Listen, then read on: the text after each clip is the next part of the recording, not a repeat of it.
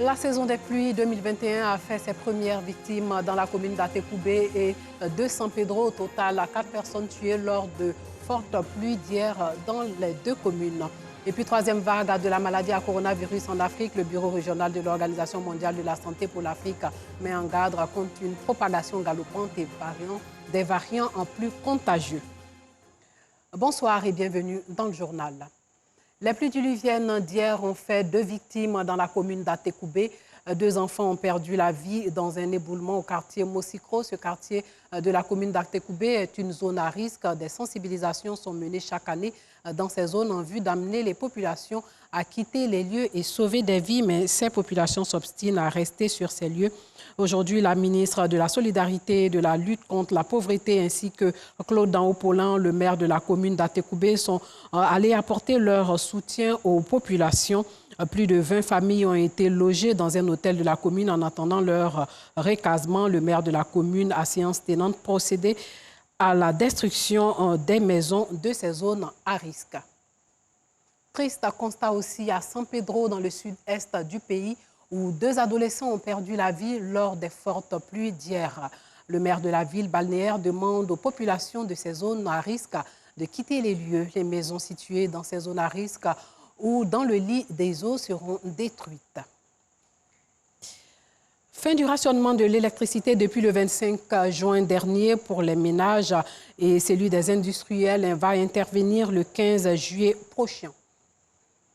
Parlons santé. La Côte d'Ivoire enregistre un gap annuel de 90 000 poches de sang. Le pays devrait collecter 240 000 poches par an, mais il n'en collecte que 150 000.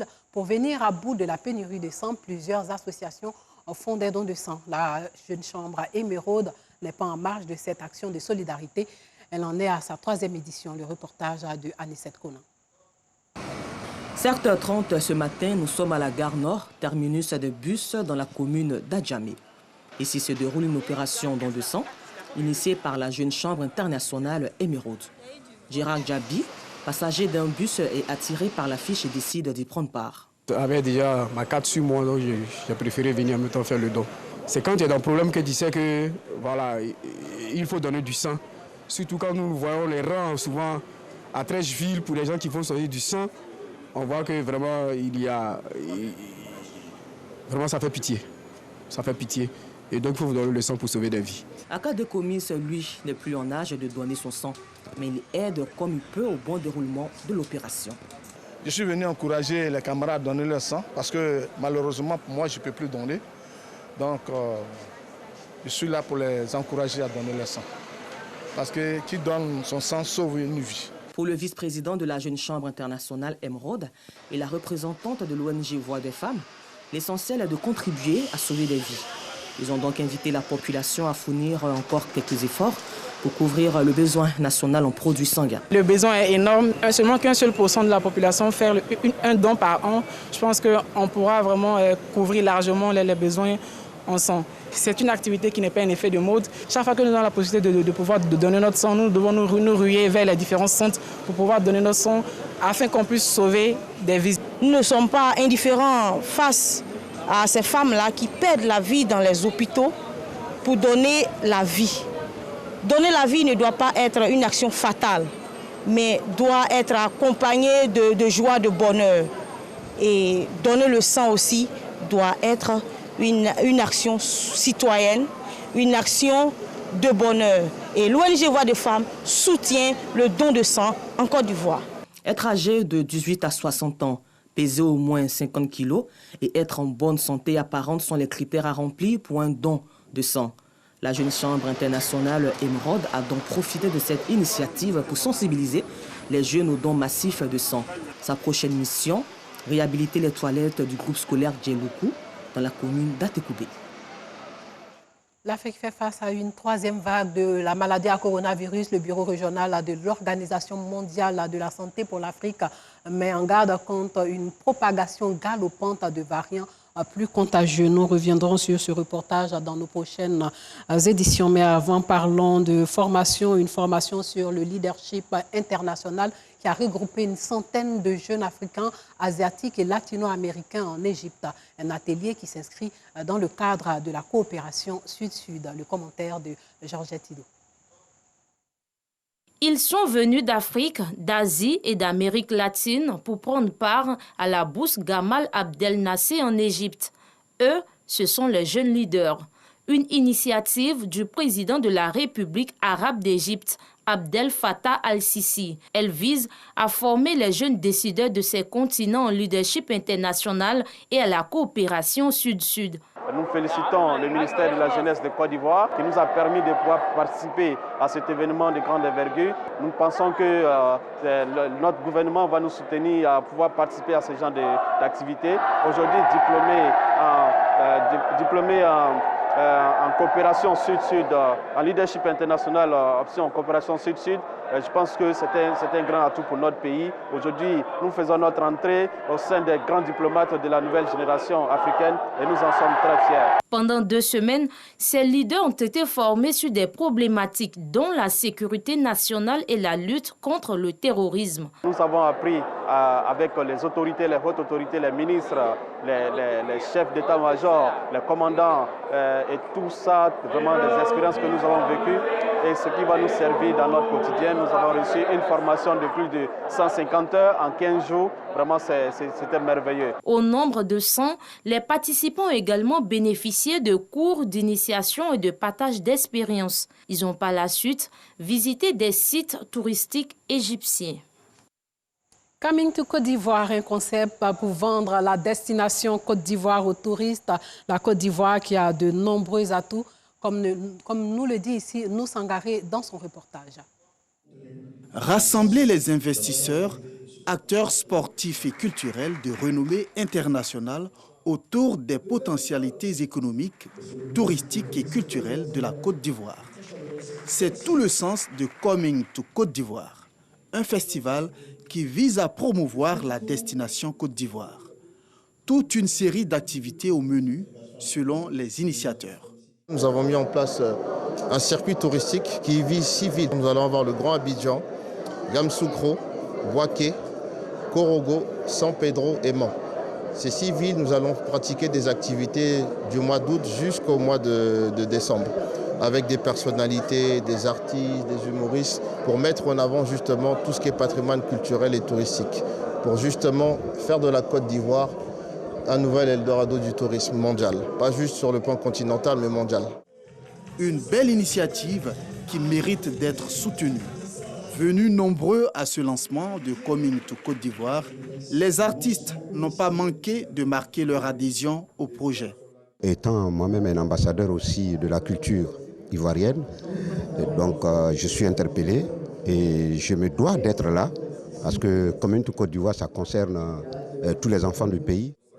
Parrain de la première édition de ce grand rendez-vous touristique et culturel, Siandou Fofana, ministre du Tourisme et des Loisirs, a traduit sa reconnaissance aux initiateurs de cet événement, d'autant plus qu'il intervient après une crise sanitaire qui a plongé le secteur du tourisme dans la léthargie.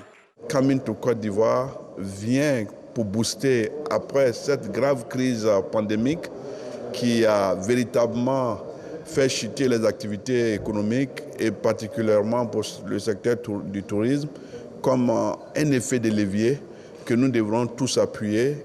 Et je ne peux que saluer les initiateurs qui ont eu cette généreuse idée de venir en appui de l'action gouvernementale. Outre le volet culturel et touristique, Coming to Côte d'Ivoire, c'est aussi des actions sociales et éducatives en faveur des orphelins, des personnes en situation de handicap et des enfants démunis. Un mot de sport en athlétisme, Talou Marie-Josée remporte le 100 mètres féminin de la Diamond League à Oslo, en Norvège, avec un chrono de 10,91 secondes. Elle a été plus rapide que la Britannique Daryl Neita, 11 secondes 06, et la Suisse Ajla Del Ponte, 11 secondes 16. Talou n'avait réalisé pareille performance en courant sous les 11 secondes depuis Doha 2019.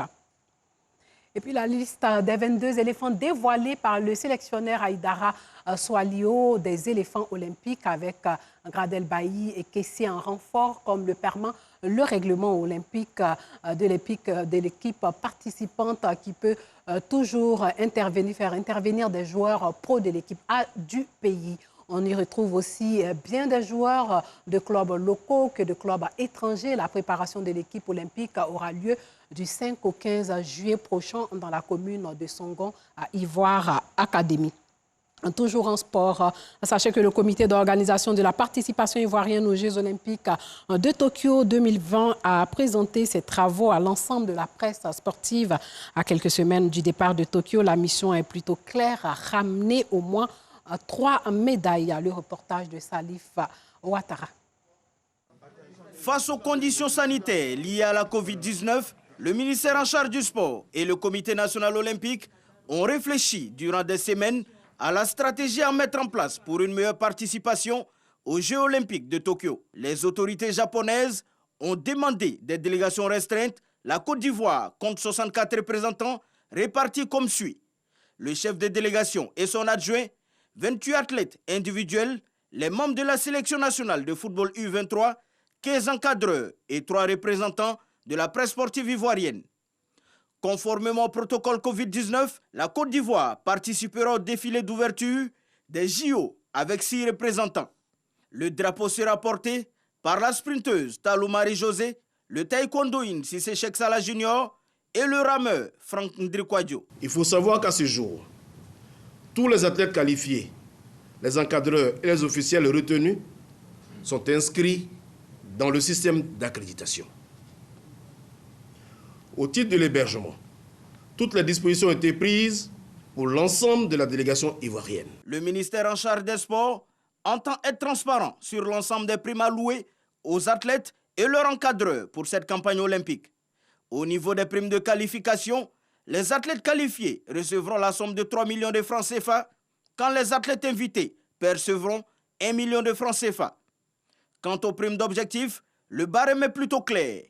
10 millions en cas de médaille d'or, 7 500 000 en cas de médaille d'argent et 5 millions en cas de médaille de bronze. L'État a dégagé tous les moyens pour assurer une bonne préparation, pour assurer une bonne participation et pour assurer une bonne motivation de l'ensemble de nos athlètes parce qu'ils sont porteurs de valeurs, ils sont porteurs d'un flambeau. Dr Alangba Eric a été désigné officier Covid-19 de la délégation ivoirienne. Le 9 juillet 2021, le ministre Paulin Claude Danho procédera à la remise d'équipements à la délégation ivoirienne. Toujours pour les JO, ils sont américains mais nageront pour le Cap-Vert aux Jeux olympiques de Tokyo. Ils sont originaires du Massachusetts et ne sont jamais allés au Cap-Vert. Mais Jaila et Troy Pina vont représenter le pays natal de leur maman à ces Jeux olympiques de Tokyo le 23 juillet prochain. Le reportage de l'un de nos confrères de l'AFP commenté par Anicette Conan. Seekonk, Massachusetts, USA.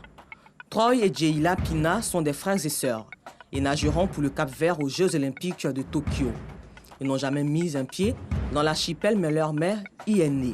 Être américain et nager pour le Cap-Vert, c'est vraiment différent. Surtout quand nous voyageons en Afrique et que nous participons à des championnats africains. La plupart de ces jeunes sont originaires de leur pays et ils sont nés dans leur pays. Donc pour nous, c'est un peu différent d'être né aux États-Unis. Et c'est probablement quelque chose qui est perceptible dans les autres pays. Avant eux, le Cap-Vert n'a jamais eu d'équipe olympique de natation. Ils arriveront donc à Tokyo le 17 juillet, 6 jours avant la cérémonie. La cérémonie d'ouverture aura lieu le 23 juillet, à la date exacte de mon anniversaire. Et en 2019 aux Mondiaux, ça tombait aussi le jour de mon anniversaire. J'ai pu faire mon épreuve préférée, le 50 mètres Braz, le jour de mon anniversaire. Et j'ai battu le record de la Nouvelle-Angleterre. C'était génial. Alors j'ai hâte de voir encore à quel point ça va être encore plus amusant le jour de mon anniversaire à Tokyo. C'est comme un immense cadeau d'anniversaire en fait. Avez-vous déjà vu une voiture volante? Non, je ne crois pas. Mais les voitures volantes existent bel et bien. En Slovaquie, une voiture volante effectue son premier vol interurbain. L'engin mi-voiture, mi-avion baptisé Aircar a franchi une étape importante de son développement en effectuant un vol de 35 minutes entre l'aéroport international de Nitra et l'aéroport international de Bratislava. Bratislava, Slovaquie. Vous rêviez d'une voiture volante?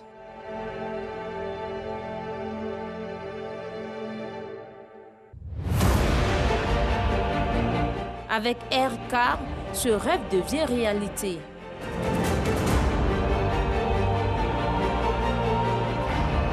Cet engin mini-voiture, un mini-avion, franchit une étape importante de son développement.